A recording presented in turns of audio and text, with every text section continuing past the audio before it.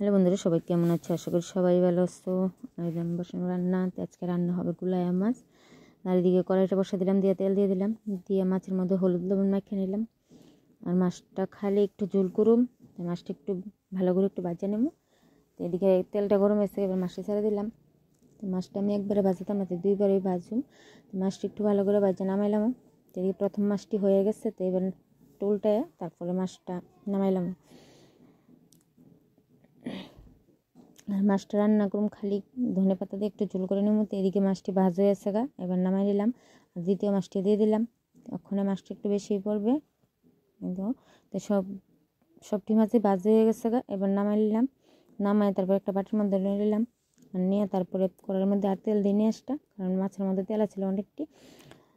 তো এদিকে পেঁয়াজ কুচিটা দিয়ে সেটা একটু ভালো করে একটু ভাজে নিলাম, একটু লাল হয়ে গেছে। তারপরে দিয়ে দিলাম পেঁয়াজ বাটা, দিয়ে তারপরে পেঁয়াজ বাটাটা হইলে তারপরে দিলাম মরিচ বাটা, আর দিব শুকনো লঙ্কা দিতাম না, কেন কাঁচা লঙ্কা দিয়ে রান্না করুন।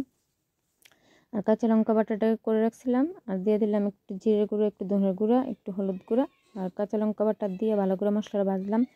আর মশলাটা ভাজতে হয়ে এসছে, এবার ঝোলটা দিয়ে দেবো। আর মশলা একটু ভালো করে না ভাজলে ভালো লাগে না, তরকারি টেস্টি হয় না। মানে মশলাটা যত ভাজা হবে তত তরকারি টেস্টি অন্যরকম হয়। তাই এদিকে মশলা ভাজা হয়েছে, ধুলো দিয়ে দিলাম। তো ঝোলের পরিমাণ লবণ দিয়ে দিলাম, দিয়ে তারপরে মাছটি ছেড়ে দিলাম। তো মাছটি একটু সিদ্ধ হয়ে যাবে, তারপরে দিয়ে দিলাম ধনে পাতা। এদিকে মাছটি সিদ্ধ হয়ে গেছে, তারপরে ধনে পাতা দিয়ে দিলাম। আর এবার তরকারিটা নামাই নিলাম। আর ভিডিওটা তোমাদের কাছে কেমন লাগছে অবশ্যই কমেন্টে জানাইও। আর তরকারি কালারটা কিন্তু খুবই সুন্দর হয়েছে। তো টাটা বন্ধুরা।